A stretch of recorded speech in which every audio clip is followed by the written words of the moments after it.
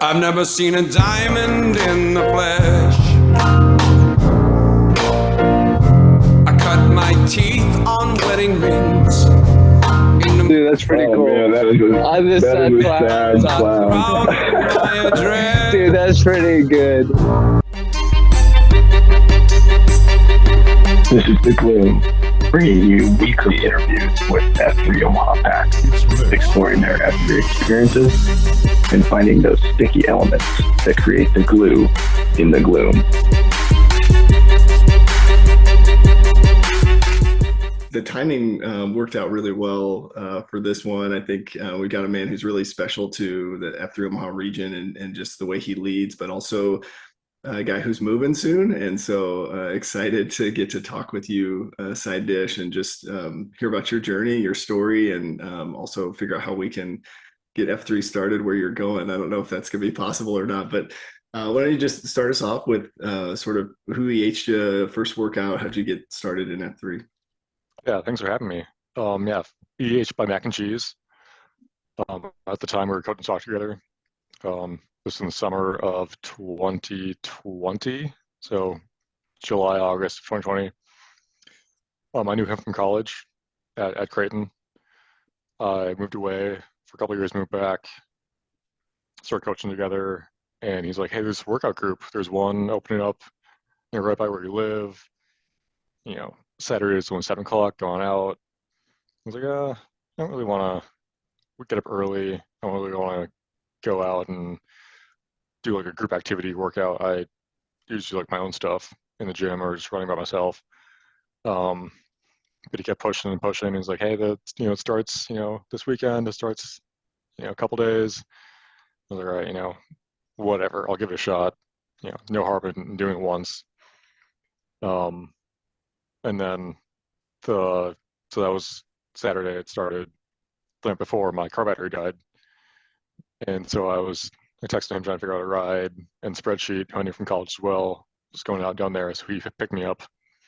This was back when I think it was the Khakis Challenge. You could do every site in a month. So Mac and Cheese had it all planned out to do Khakis Challenge. It's like I'm doing Oracle or whatever it was that Saturday. I can't come downtown, but spreadsheet will get you. So this was, I think, the second Canyon workout ever. So it was, I think, Tater Tots Q. And the first exercise we did was the zombie run. Oh, yeah. So like arms up, arms forward. And I was like hanging with like the front pack. So like, I can do this. This is not that bad. Yeah. Half an hour later, I was on the ground talking to Waffle for the last 10 minutes of the workout because I was gassed. Yeah. And then I got named, and I think it was, I can't remember who named me, but I was throwing out things I like to do. Said I was coming back from my, at the time, fiance's med school. But I said I was EH for Mac and Cheese. And so I had Side Dish off of Mac and Cheese EHing me. Nice. And I was talking to Tater as he was putting my email and stuff and getting me all signed up. And I mentioned that I was going to go out to Oracle at West, but my car battery died. He's like, "Oh, we could have needed like tow truck or jump start or spark plug," or, he listed off like 8 names based on that one little thing. He's like, "Oh, could even do a better name." And I was like, "That's fine." Yeah. And, But you've embraced it, right? You've embraced Side. Yeah. Yeah. Yeah. For a while, I didn't love it just because it wasn't really like about me. It was about who EH me. But now there's a couple guys that I've brought out that have names based on like the food theme. The guy who's my best man at my wedding is named Hot Dish. He's from Minnesota. Nice. So kept in the Dish family. I love to cook, so I've really kind of grown to like it, I guess, after a couple of years of having it. Yeah, that's awesome. And so you mentioned before F3 you were kind of running or weightlifting, or how do you feel like the fitness part? You mentioned the first workout was challenging. How's it been just kind of along the journey? Have you grown from a first step perspective? Oh, it's been good. It's been easy to be consistent with this. My second workout it was 2 steps, like 2-year anniversary, I think. So he did like a huge run out at Aldrich on the following Saturday, and I ended up in a bush, curled up, trying to hide because everyone was giving like affirmations at the end. It was like a giant group of like 30 plus guys. I No. was like, you guys got to talk faster because I'm not going to make it through the next 5 minutes of praising two-step. So I excused myself for a couple minutes to go take care of some real low business. Yeah. But yeah, it's been good since then. I did the Spartan race last year, I think, 2 years ago, out in Indiana with those guys. That Nice. that kicked my butt. But Yeah. That's awesome. The Spartan race is the one where you're like, there's all the obstacles, but it's also pretty far, like distance wise, right? Isn't it? yeah, they told us it was like 12 and a half, but no one I talked to got less than 14. Yeah. So, and it was like up and down sand dunes and like through water. So it was not like a flat 14 miles. It was a, arduous 14 miles, Yeah. but that was a lot of fun. That's awesome. I suppose they figure once you're there, what's 2 more miles, right? Yeah. Yeah, that's awesome. So you came in and Canyon was your first workout. Where did you find Mhm. yourself sort of gravitating different location wise? Did you kind of stay sort of east, or it sounds like you went kind of all over maybe? I think I stayed mostly east. I think my first several non-Saturday beatdowns were Future. Yeah. It was like the next closest one. I used to do, I forgot the name of what it is now. But like X-Arbon, I would do those Tuesday, Wednesdays. And now they've opened up like Ironwood, Beverly Hills. I used to do Paradise a lot. So yeah, Yeah. I've mostly stayed, you know, east of 72nd, except for Paradise. Yeah. Well, because you've got stints in there. You'd have Cornhusker and then heavy metal and Hmm. yeah, so that's good. So getting kind of a full balanced workout with weights and Yeah. everything you need. That's awesome. What so it sounds like as you came in, you maybe knew a couple guys with mac and cheese and spreadsheet, but tell me a little bit about like the second F and just sort of building relationships from your perspective. How did that go, or how's it going today? Yeah, it's been really good. I think it helped to come in and like no one knows you, no one expects anything from you. But we're all going to show up and do this thing together, and then just get coffee.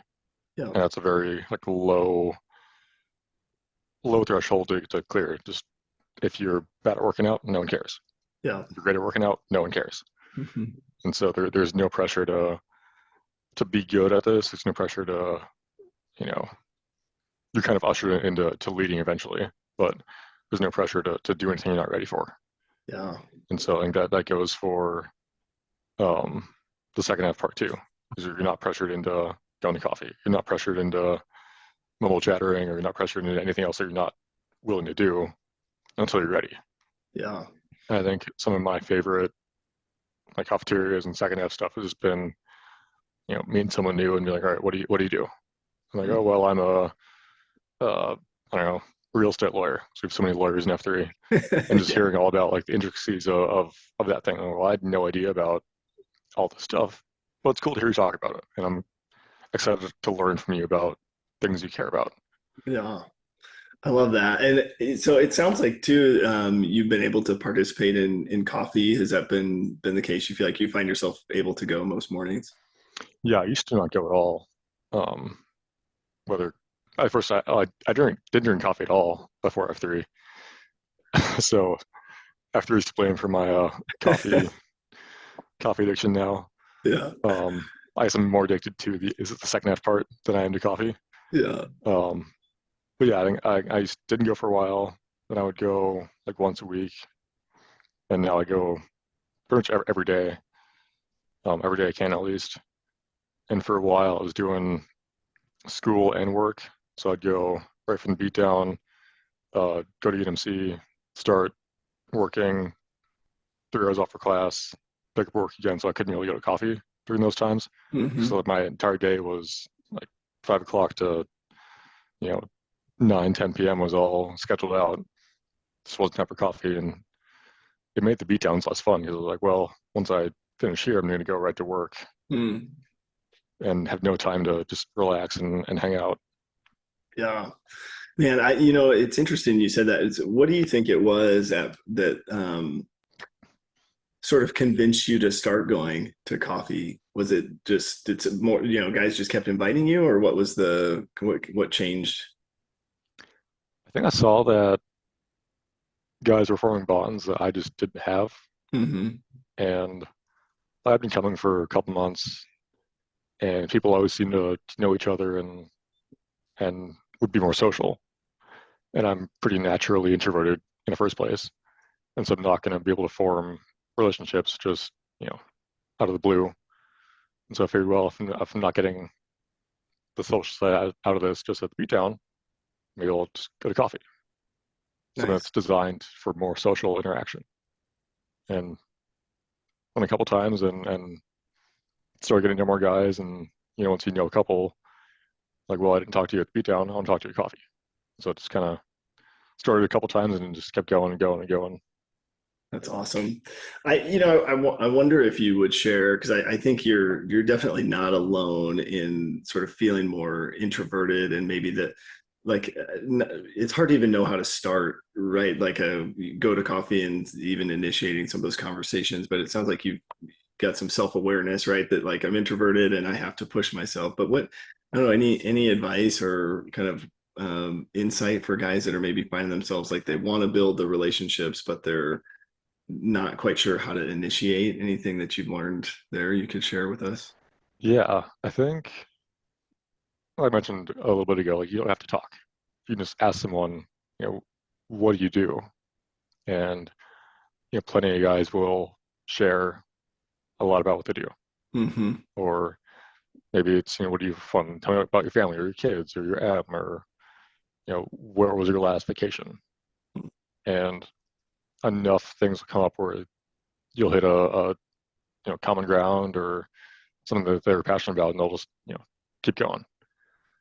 And like, I know I'm that way, where if you get me talking about like data stuff, I'll just keep going, or soccer. I'll talk for hours. Find someone like that we can just listen and kind of just keep poking them for more information, and it takes all the stress out of that interaction.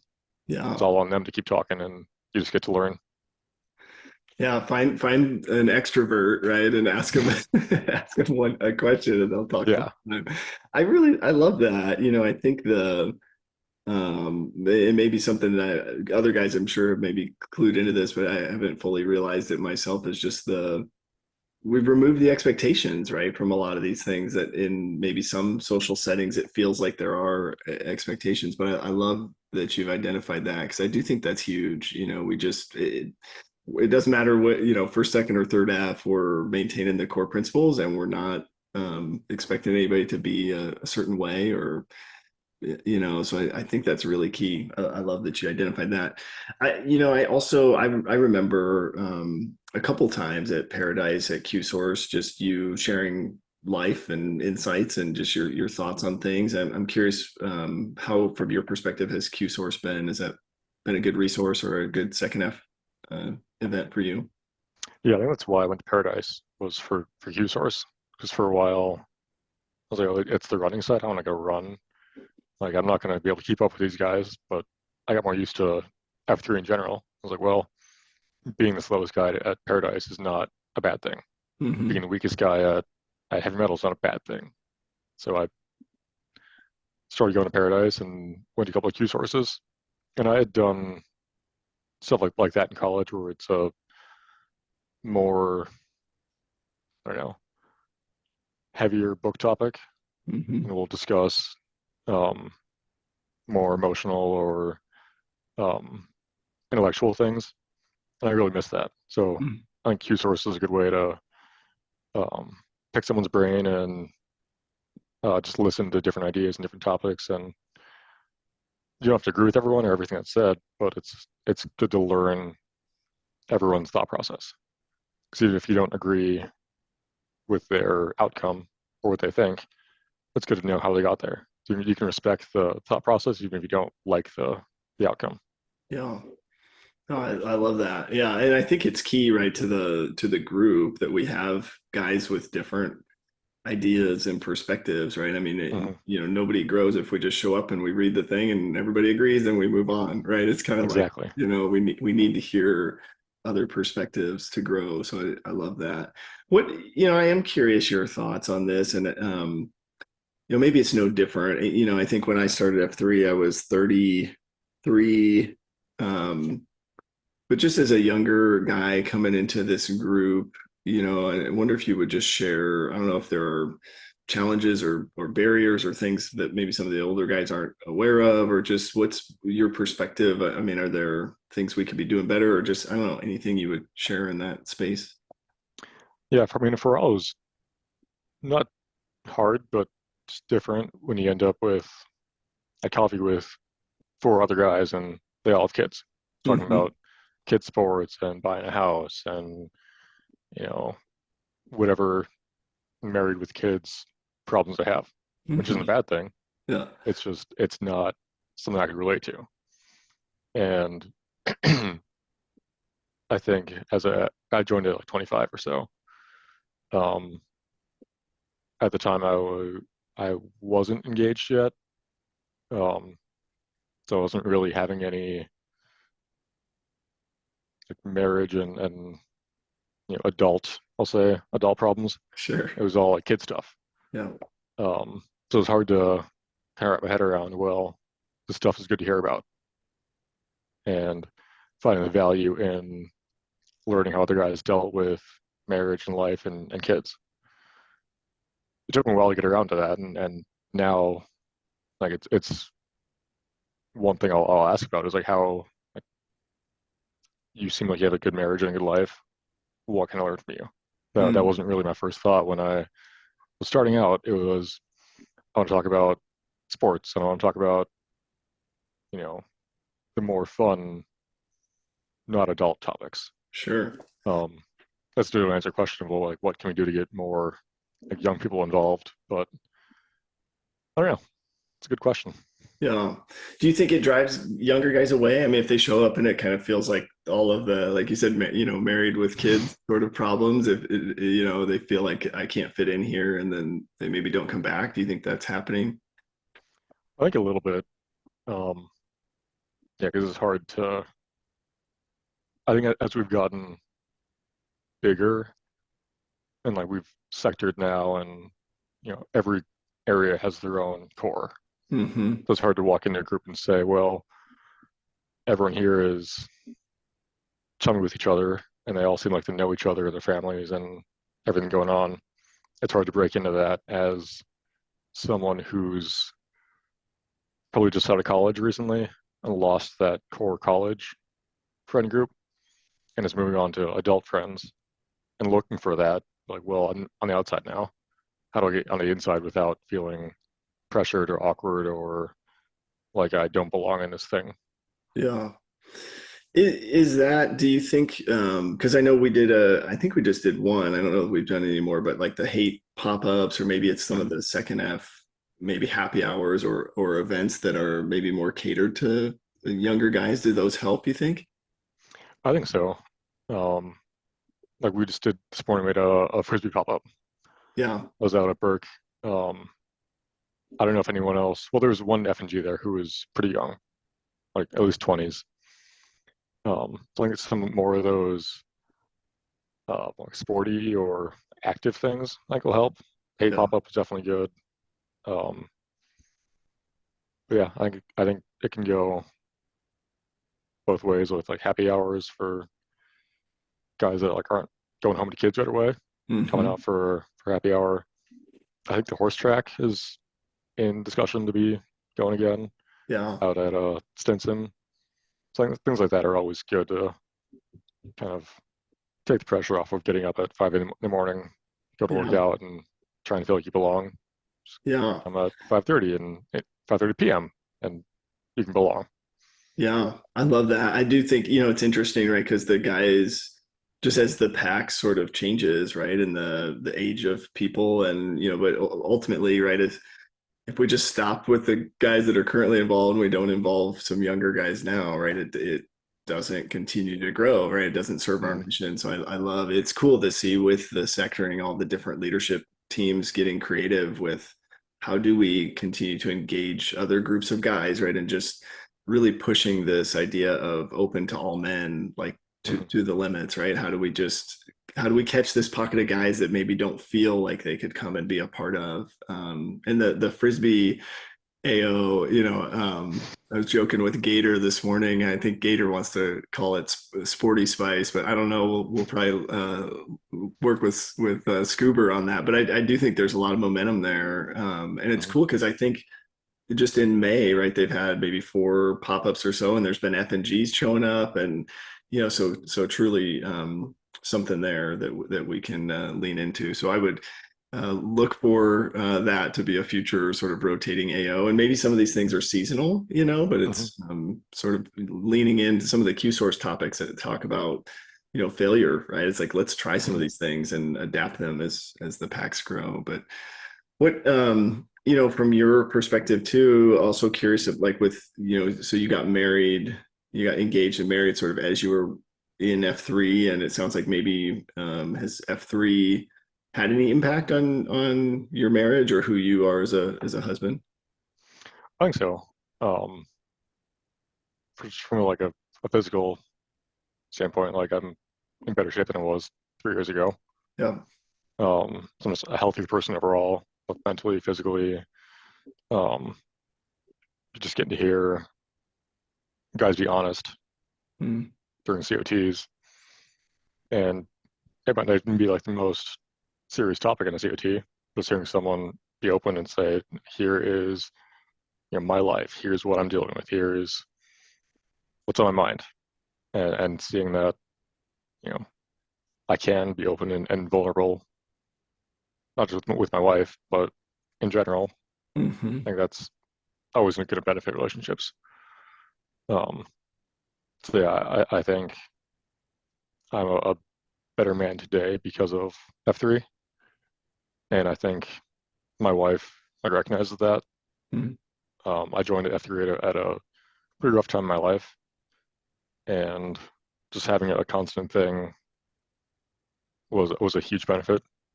Yeah. It happened to be that this is what it was, and it was a workout that was healthy for my physical and mental well-being. But just having a thing that's going to be there every day consistently, um, for me was the biggest thing. Yeah. Like I could go, I could not go, but it's going to be there, and I can choose to be part of it. Was massive for me. Yeah.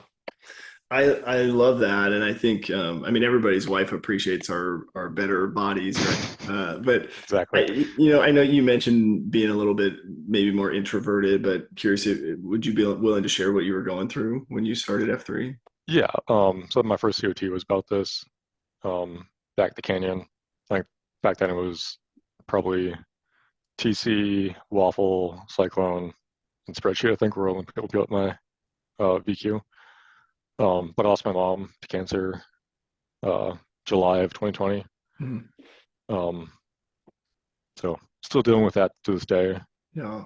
Um, but yeah, so and I had gotten to be there when she passed. We knew it was coming, and so if there's one good thing about that year, it was that we knew it was coming and could be prepared. And I could be there with her back in Minnesota. Hmm. And then um, after the funeral and stuff, came back down here and felt really, you know, lost and confused and dealing with a lot of pain and a lot of hurt. So, like I mentioned before, just having a place like I can go, no one knows who you are, what you're dealing with, just show up and be a part of something was the best thing for me during that time. Yeah. Man, I'm sorry to hear that, and I do think what's cool is you learn sort of the value of being vulnerable, and then you had a place to be yourself and be vulnerable, and in a time where you really don't know what to do, right? So I love that you learned that, and then as you were going through that, you had a place to sort of just experience. That's one of the most fascinating things to me is like a lot of us don't have a lot of guys, at least, outside of F3, they don't have a place to go when life happens, right? Unexpectedly, sort of the flux, as the Q source calls it, or life on life's terms is what 12-step programs call that. So it's just cool that that you had a space, and I'm sure it'll never be easy, but as you think about maybe that event and just the kind of the third F and maybe F3, how does that all combine? What's been your journey with from a third F perspective? Yeah, so sort of the beginning, Sunday school, confirmation. I grew up as a Lutheran, Hmm. which my wife grew up Catholic, so she's always confused, like, why don't Lutherans like do all this weird stuff that we do? I'm like, well, because we're really cool Christians, and we don't really care about stuff. Yeah. Um, Not to bash on Catholics, but Yeah, totally. Lutherans are much more chill. Yeah. Um, I'm Lutheran too, by the way, so I love oh, that. nice, That's nice. awesome. Yeah, and I almost didn't go to Creighton because I was like, I don't want to go to a Catholic Jesuit school. They seem like they're going to be super strict on stuff. Yeah. But no, I went to Creighton. Everything's good. Jesuits are cool. Um, I never had the strongest faith. Just kind of went through the motions growing up, I guess. Mhm. Um, but as I've gotten older, I guess I've kind of seen it as a more personal relationship.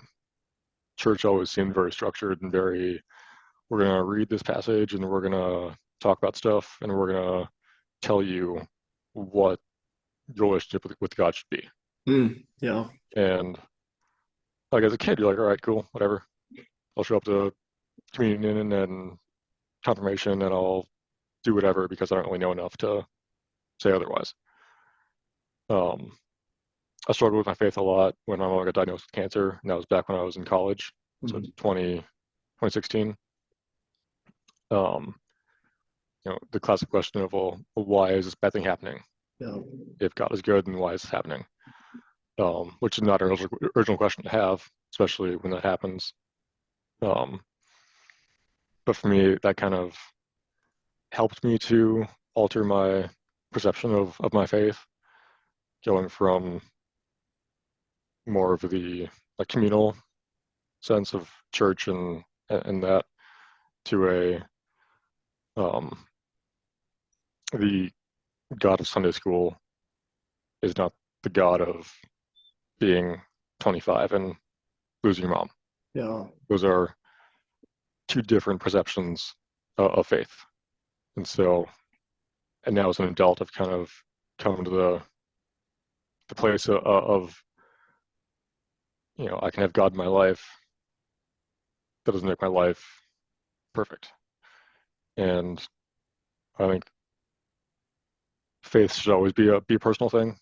It's a connection between you and God, and for me, that doesn't really include like a formal church.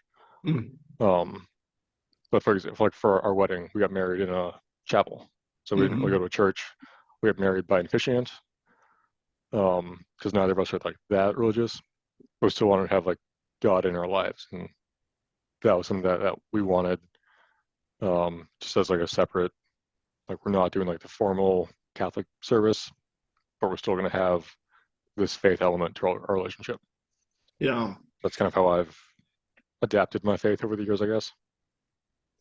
Do you feel like when your mom passed, that it sounds like that sort of pushed you to kind of go deeper? You seem like a really intellectual, like deep thinker kind of guy. So it sounds like, I mean, when that event happened, you were like, you kind of went deeper into what do I really believe? Am I hearing you right? Yeah, I think that's fair. I've been kind of been something I've been getting towards, and that was just the shock I needed to really reflect on how I felt. Yeah. Yeah.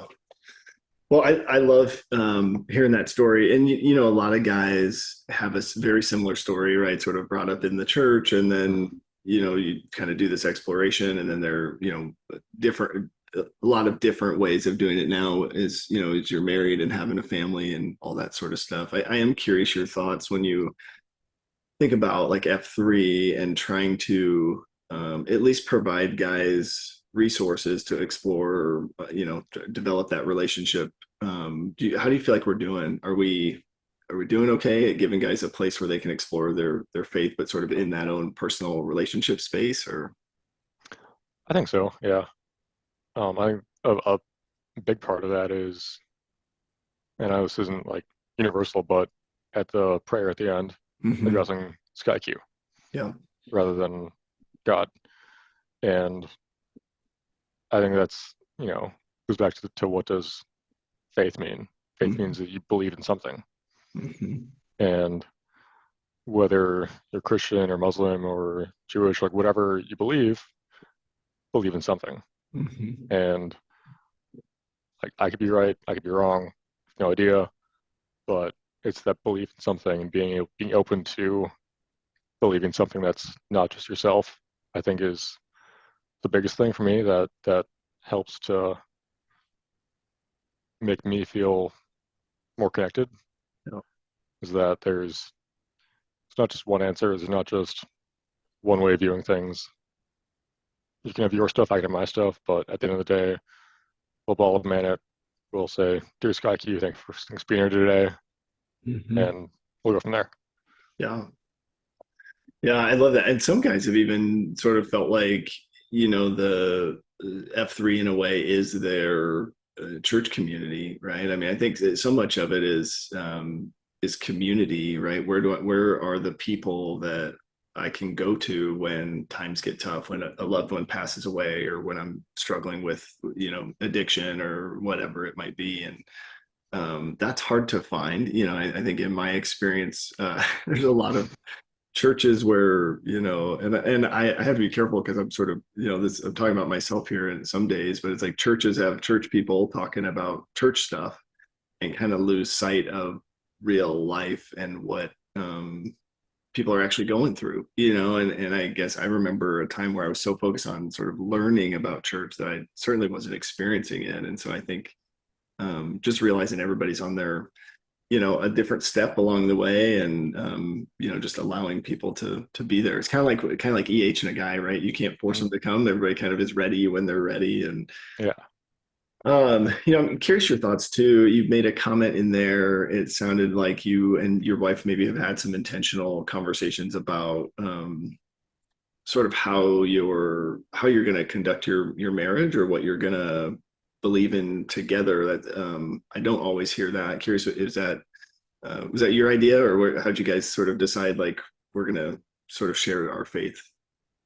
Yeah. I don't know how it started, but we've done a lot of like long road trips, and so it's given us a lot of time to just talk about stuff. Um, yeah, I don't know if we ever like thought of like decided like we're gonna do this, but we've talked about if and when we have kids, like how do we like, raise them Mm. in, because we can't be like, well, your mother and I have this faith-based relationship.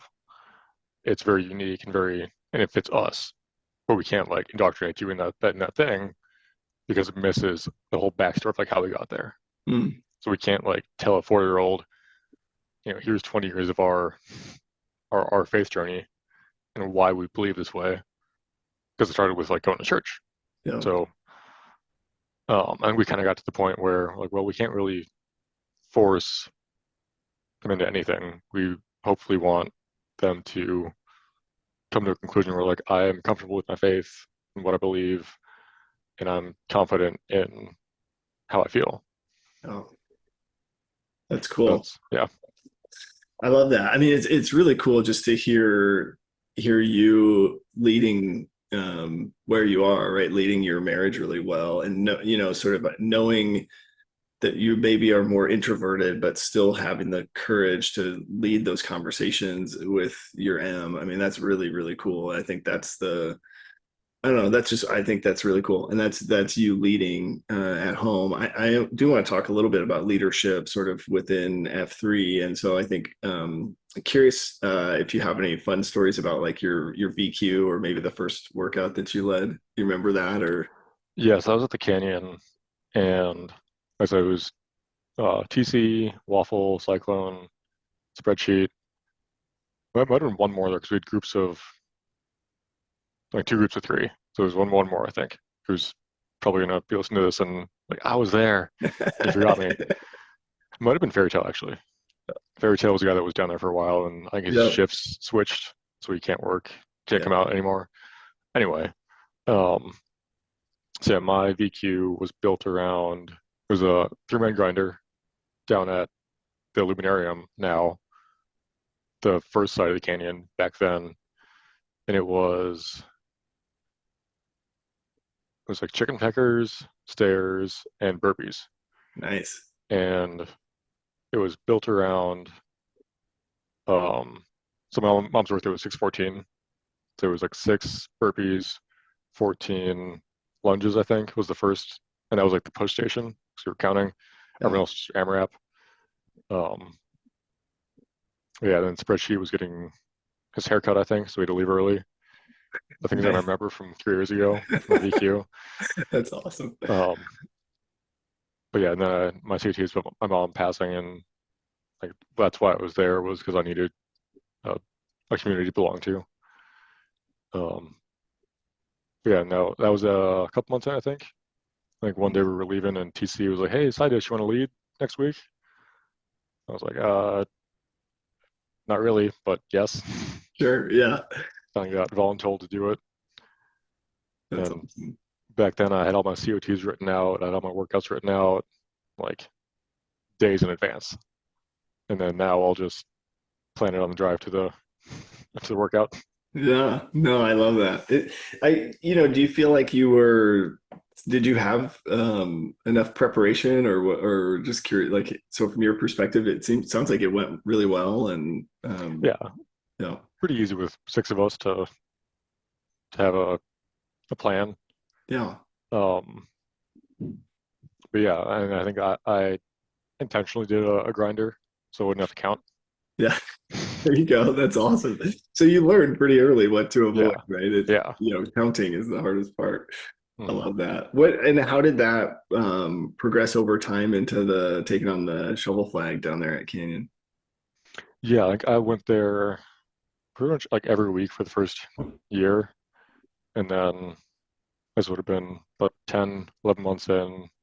It's time to pass the flags over.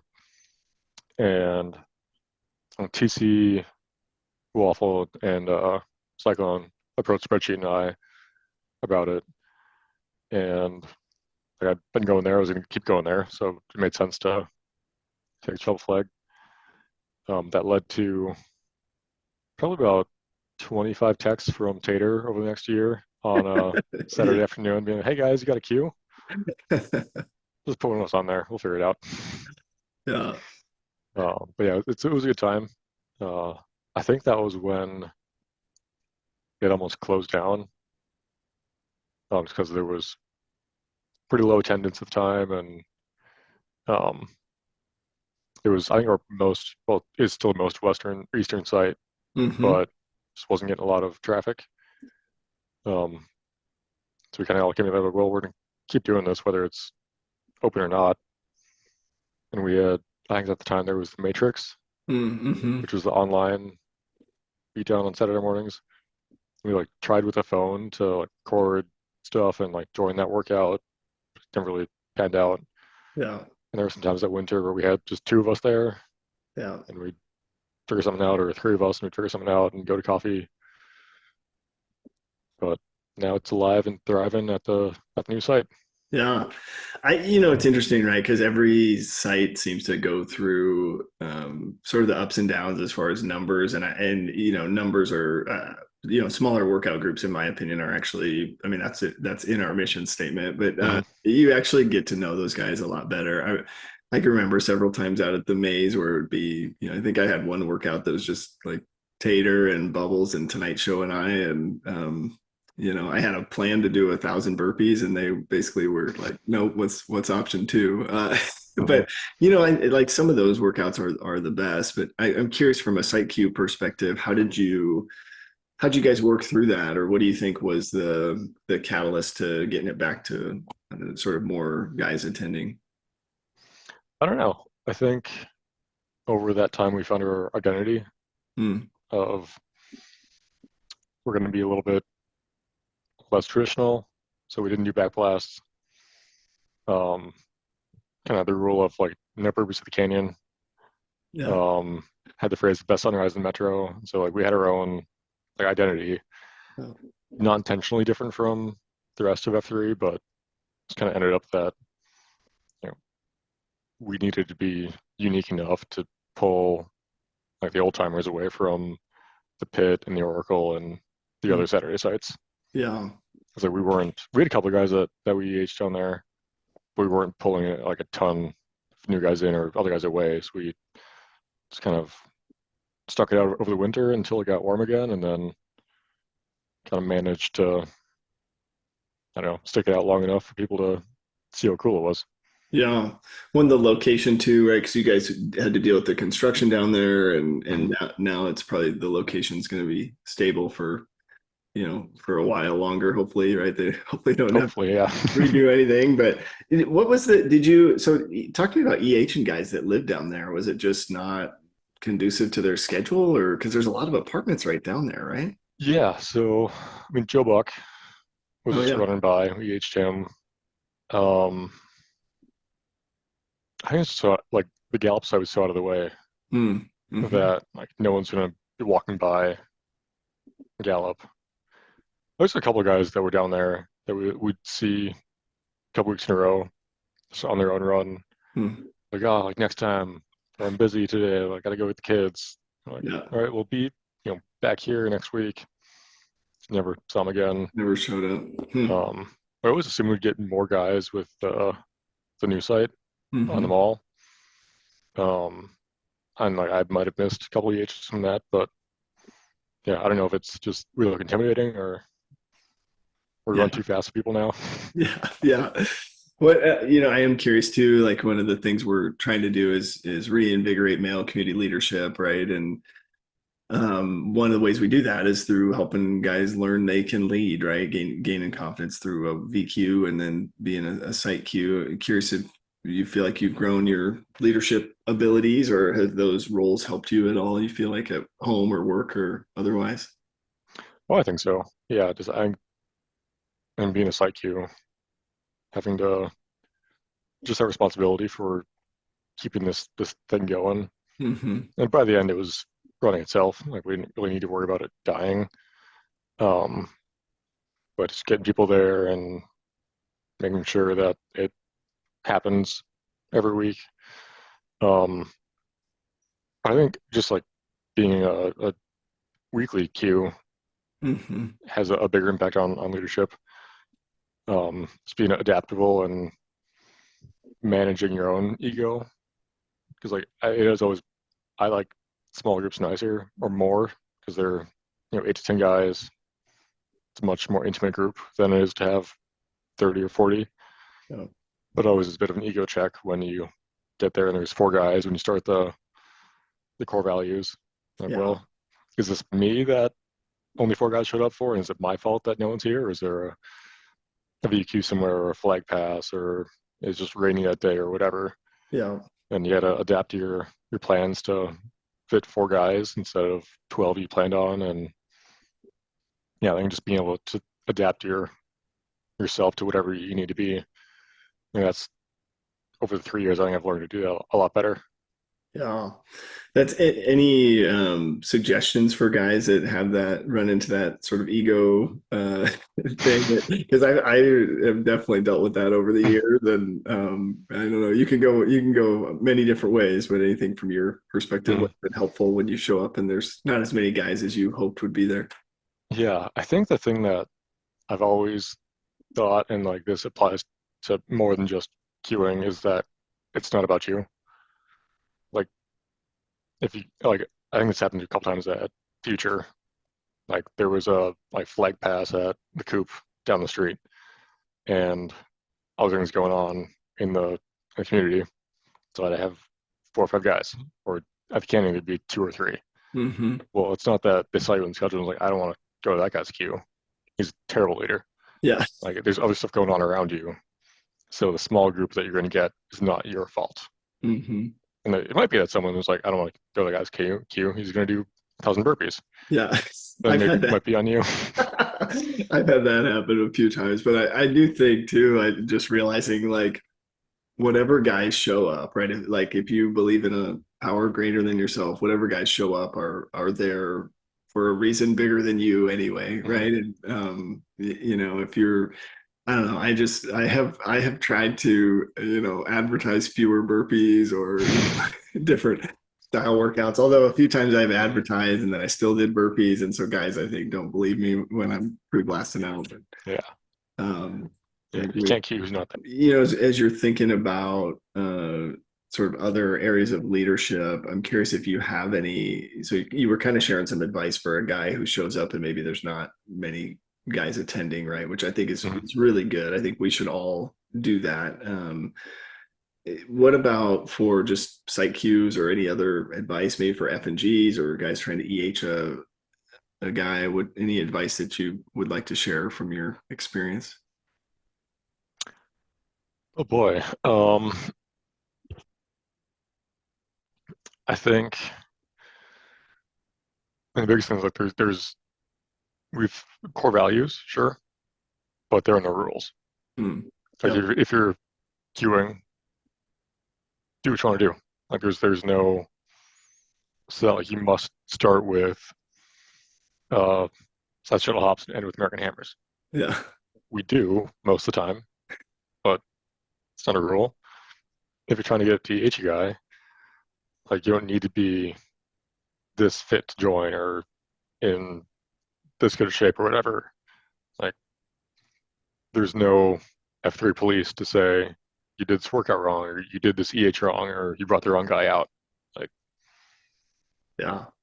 you show up and you're there. That's the most important part. Yep. There's only F3 khakis, right? Which is not the F3 police. He may give I you a mean, hard time or grumble a little bit, I but don't want to get on his bad side, but yeah. I love that. I think that's really good advice. It is funny that even though we know we often start with side straddle hop and end with American hammers, it's like hard for me to avoid. I'm gonna try to I queue tomorrow at Future. I'm gonna try to not do that. See if I can, just out of habit. But I've thought about it and I was like, I'm not going to do it this time. And I get up there and I'm like, side straddle hops. yeah, Okay. yep. For some reason, it just flows nicely. But I think that's really good advice. What about you know, says you're thinking about, you know, you're moving, and I believe that where you're moving does not have F3 close by, right? We've kind of talked about this, right? Yeah, they do in Salt Lake. It's just on the south side. Yeah, I'm on the north side, so it's kind of a drive. yeah. But Well, you'll have to get you in touch with their Nantan and plant. You know, you could do some expansion work for them, right? there is a park by my house that I've been looking at. I live in a Nice. neighborhood called, or I will live in a neighborhood called Rose Hill, I think, or Rose Park. And I already have a name for a AO up there. Nice. So it's a neighborhood that was like after World War II, a lot of people came back and bought houses there. So it's a super old neighborhood that's now being like, revitalized with more investment and stuff and newer like young families coming in. And so I kind of want to name it like F3 Sleeping Beauty Oh, that's because like awesome. it's That's got the awesome. roses involved. It's like a Yeah. hidden gem that's now being like reborn. And there's not really much on the north side of town. And the hospital has a like intern class like, partner group. So I'll have like 30 new friends Yeah. that have no other friends in Salt Lake. Yeah. They're gonna need stuff to do. Have you looked on the F3 Nation Slack at all? I bet the Salt Lake, like at least their first step or Bantan are out there. Have Yeah, I you? messaged the Nantan when I went there in January. Okay. So he knows I'm coming at some point. I haven't talked to him since like February, but Yeah. That's awesome. Cool. We'll be yeah. looking for that. I can't wait to see as that happens. What, you know, anything else that you feel like as you're kind of taking this next step, because your last workout here is Saturday, right, down at the canyon, and Correct. then you officially are moving like Tuesday. next, okay, Tuesday. Okay. What do you need from us as far as encouragement or prayers, or what should we be thinking about for you, just as we're trying to support you as you're moving? Oh, I don't know. I think I've gotten so much from the past 3 years that it'd be selfish to ask for anything else. Um, yeah, just prayers for a safe trip out there, Mhm. and for my wife for her new job she's starting. So Yeah. I'll keep the same thing going that I have past 8 months, but she's got a brand new career to start. So I'm super proud of her for getting us there, and it was a long journey to get out there in the first place, but it's all paid off. So Nice. I'm just, That's awesome. yeah. What it's interesting you say that, right? That it would be selfish to ask for anything else. But do you think you'll come back? Will you be back to visit? Will we see you Oh yeah, I'll periodically? come back for work every now and then. Okay. We've got a friend's wedding next spring, I think. Okay. So I'll come back here and there. So you Awesome. gotta not ready to meet yet. Yeah, good. Well, we'll be in touch, and I'll be looking for the F3 Sleeping Beauty Salt Lake AO. And I've got a brother in Salt Lake that I might have at EH because he's the kind of guy that needs somebody to go with him. He won't go Mhm. himself. So that'd be awesome. Well, anything else you feel like you would want to share, or just pieces of your story that maybe we didn't cover? Or I don't think so. Yeah, this was really fun. So thanks for yeah. having me on. Yeah, man, it's been great, and I love your story. I do think a lot of guys will relate to just who you are and what you've shared, and so I think as always, we try to encourage people to reach out Mhm. and connect based on what they heard. So thank you for just being vulnerable, and if there's anything we can do, as you're moving, definitely reach out. You know where to find us. So Of let's do a course. little name-orama here. I'll start us off. All right. Brandon Hardy, 37, The Plague. The flag. Ah. Zach Lippert, 28. Side dish. Side dish. Can you say the name without doing the gesture? I bet you can. I tried because I think it was somewhere where they didn't really do that, and I just like did it by habit. That's awesome. I think Roadhouse thinks it's like a deodorant stick, Oh yeah, yeah, yeah. That's but yeah, no. It's clearly you're worked mixing a out. side dish. What is your Yeah. favorite side dish? I guess we should ask you that. Oh, that's a good question. I'm a big fan of anything with potatoes. Okay. So sweet potatoes, baked, mashed, fried, you know. Anything Yeah. potatoes. I love it. Well, thanks, man. I appreciate your time today, and safe travels. If I don't see you Saturday. Thank you. Appreciate it. All right, later, man. Later.